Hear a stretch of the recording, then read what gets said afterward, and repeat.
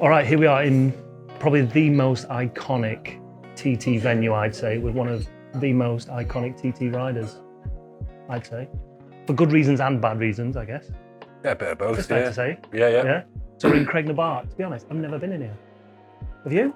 I've been in a few times, yeah. It's a cracking spot. It's, as you say, iconic. Everyone knows the Craig. Everyone stops off here for a beer. How many times have you stopped here when you've been riding the TT? Has it never happened? Touch wood, none. Right. Yeah, I want to keep it that way. But yeah, like I say, it is one of the most iconic. A lot of fans will come here. It's one of the, I guess, the TT bucket list things that you need to tick off as a fan to come here and spectate them. Yeah, absolutely. It's so iconic. I mean, you look around, all the pictures on the wall, just so much history here as well. You go around the TT for a lap. Mad Sunday, you stop at Ramsey, grab a burger, some chips, chew the fat, or go to the Craig. That's why everyone lands here at the Craig. Question is though, is there any pictures of you up here? I've clearly done something wrong, because there isn't. You are from the north of the island, so Yeah. do they not own you down here? I've yet to be accepted, I think. So, talking of actual TT racing, when you are heading down this way, a lot of riders get pit boards just at the end of the Craig, just at the end of the hedge here. Is that a place for you to get a pit board or not? No, I have it further back over the way. Bungalow. Yeah. So Oh, right, okay, yeah. a good bit up the road. Right. Is there any advantage of having it here? Because you're not far from the start-finish once you're at this point.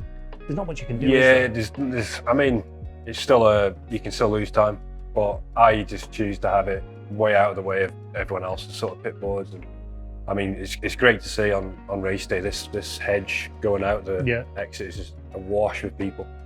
And you get a real indication of, how big the TT is. Yeah, and how well you're going, because if they're cheering you down here, you know you're on for a decent result. Yeah, if everyone's looking away, you know you've done a bad job. They're looking at the phones. Yeah. But here's a question, how fast are you going down here? Because unofficially, this potentially might be one of the fastest, if not the fastest part. Downhill, it is flat out from here. What are you, second, third here? We are straight all the way down, accelerating back up to second for here. Yeah. And it's just full gas on the exit. Yeah. Just Are you everything topping 200 mile an hour down there nearly? You're getting up that way, yeah. It's when you go straight for so long, flat out, and there's a little kink. There's a name for it, which is terrible, I should know this. But you start dropping downhill. The amount of people now watching this video going, it's this. Yeah. Does anybody here know what it is? 20 cameras we've got here and not one person knows. We're as bad as each other then. Do you know what it is? It has got a name though, hasn't it? It has got a name. I'm afraid to say it just in case I'm well wrong, so I'm not going to say it. From the north, it's fine. Yeah. You don't need to know. Yeah.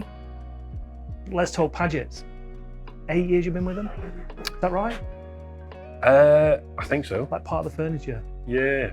Yes. But there was potential rumblings throughout the winter that you might be going elsewhere. Was that just rumours, or was there a real chance that you might find a new seat? I was looking at what I wanted to do. I actually had an injury in August where I basically burnt through my elbow and slipped off at Thruxton. Right. And it was basically there's a burn on my arm, so it got infected. So I had to just sort of shelve the racing for a little bit. Yeah. And I just wanted to take my time and actually, what do I want to do? Do I want to race bikes still? Was that one of the questions you were? Yeah, I think so. Yeah, there was a lot of stuff going on at the time, and I took stock of everything. I wanted to just see how I was feeling about everything, not just bikes. I wanted to see. We had a busy year last year. It was racing wise, it was chaos because I was sick at the TT, and I think it all sort of pointed into a point in the road where I thought I need to really take stock and understand what I want to do. So, and that gave me an opportunity just to sort of take a bit of a back step from it all a little bit and weigh up my options. And I think there was a few sort of conversations had that, and I think people might have ran with it a little bit. It was like, oh, he's finished, he's jacking it in, or he's moving teams, or he's fell out with teams, and it wasn't the case. I just wanted to take the time and understand what I wanted to do, and I'm glad I have done, because it really made me understand and appreciate bike racing for one. Yeah, I still love doing it. And here we are, we're talking about it again. Does anybody have the ability to pull out with someone like Clive Paget? No, Even if you went elsewhere, he'd be more than happy for you to go and do that, wouldn't he? Yeah, cards on the table. I had quite a lot of conversations with Clive in the off season, and at the end of the day, we're mates. Yeah. Bikes racing aside, we're good mates, and we're very open with each other, and it was just an easy process to go through. Yeah. So. I'm glad he was fighting my corner. And at the end of the day, we're always gonna, no matter what was gonna happen at that point, we'd always gone for a pint. Not a problem. So he's one of the nicest guys in the paddock, and he's given me a lot of opportunities. And that's in the back of my head whenever I get on the bike and try and push for results. Yeah. What about this new teammate as well of yours? He's done some riding before, hasn't he? Yeah, he's done a bit. Yeah, he's done a bit. Hutchie's. You happy to see him in the team? I'm happy to see him back racing again. Yeah. For what that man's gone through recently with his stroke and whatnot. Obviously, it's a huge challenge for him, so it's great to see him back. Yeah. He's going very well. Yeah. How does it work with someone like him? Because you're both clearly very talented. One's not better than the other. Yeah. And you're both capable of, on your day, getting a podium. Will the team be split down the middle? Not trying to cause a rift, but will you speak to him about your data? Will he speak to you? Do you get on well away from the racing? We only see each other at the racing. Right.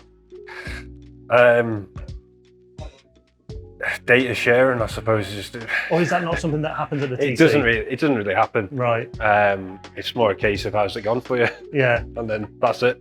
That's it. Yeah. Because if you look back at Davey's still kind of learning the TT. So he was in a different part of his career, whereas you and Hutchie are fairly similar in where you are at in terms of your career. So I wondered how that would kind of not affect the team, but how would the team dynamic be? But it's a very strong dynamic. Everyone shares the same goal. We want to win races. That's why we're here. Yeah. Because anything other than that is just a complete waste of time. It's pointless. So it's a positive environment, and he's good crack. The crack in the team's very, very good, and everyone's professional. And as I say, everyone wants the same result. I think that's what you see with the Paget's team, how professional it is, but how friendly it is, and how much of a family-run team it is, rather than like the factory teams that you see. Yeah. It's all. First thing you do after every session is put the kettle on. Yeah. Go and have a cup of tea, debrief that way, and it's all relaxed. Everyone, there's me, there's Hutchie, and there's Clive sat in the truck, and we're just going over every single session that we do. Yeah. Whether that's a practice day, an official test, BSB, or whatever, we're in the truck and we're just debriefing, and it's just good. It's a nice environment, and it works for me. I'm not taking anything for granted, because at the end of the day, everyone wants results. I want results. The team want results, and I know that's why we're going racing. If I'm not pushing for results, then I'm wasting people's time. Yeah. Do you think you would have packed it in by now if you'd have got your win? Or do you think you still would be racing? No, I'd still be racing. Do you think? Yeah. I love it. I suppose that's the main thing. 2006 was your TT debut? Yeah, TT debut, yeah. That's a long time ago. Yeah. Does it feel like yesterday, or does it feel like a long time ago? No, I've never really thought about it. It's it is a long time ago. It is a long time ago when you really think about it. But and when you think about the riders that you've seen come and go in that time as well, you'd have been racing with the likes of Ryan Farquhar, Adrian Archibald, Guy Martin, and then you've kind of seen a new fresh breed come through, saw Glenn come through, Davey, and obviously George Halliday will probably pick that mantle up now. Yeah. I mean, I've seen quite a lot of changes on a number of fronts, to be honest. The event itself, I mean, we're sat here now doing interviews, and obviously you do the podcast and whatnot. That side of it's totally reinvented itself with a lot of work from the team. The racing is a lot closer, just getting better. I love being part of it. Is it getting better for you though? Because if you could go back to 2006, where you didn't have to do this, you didn't have to do the interviews, did you prefer it back then? In the fact that you don't have to, because you seem like a person that likes to keep himself to himself. Yeah, keeps away from the limelight, lets everybody else kind of take that. Yeah, I do keep myself to myself. I just keep out of the way. But I've realised that in today's day and age, we've got to move with the times, otherwise you get left behind. And I'm fully on board with the Sitting here the getting changes. interviewed and You've got to you have to be on board with it. Obviously, there's people looking in that might want to help sponsor, and at the end of the day, if it creates a great image for me as a rider, and if it contributes towards the event itself getting bigger as well, I'm all for it. Yeah. So I'm kitchen sink with it. That's it. Yeah. There's probably hundreds of thousands of fans out there that want to see what is behind the helmet, what Conor gets up to. Yeah. Because the only time people ever really get to see you is when you got your visor down and you're heading to the podium, really. Yeah. Hopefully more of the latter. Yeah. Not that I want to ask you about it, because you're probably sick of being asked about it, but the right circumstances on the right day, you feel that a win's still in there. Yeah. Well, I don't even know why I asked that, because everyone thinks that. You think that. Yeah. No, I've got a... It's a part of you that thinks, it's just never going to happen. It's like just one of those things now. It's gone on too long. No. Good. At the end of the day, there's only one winner. There can only ever be one winner. It just so happens that I haven't won one. There's a lot of fast competitors there. It's getting stronger every year. If I do my best in the day, that's all I can do. It's the problem, you're in the wrong era, aren't you?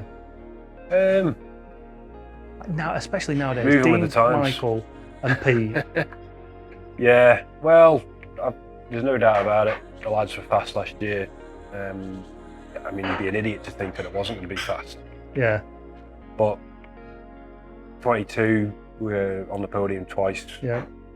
The aim was to roll into 23 with that pace and go some more, which I know is there, but I was ill and shit happens. Yeah, nothing you can do about that, is there? You never guaranteed results, but I think it would have been, I'd have definitely been quicker. There's always this year. Got to be in it. To win it.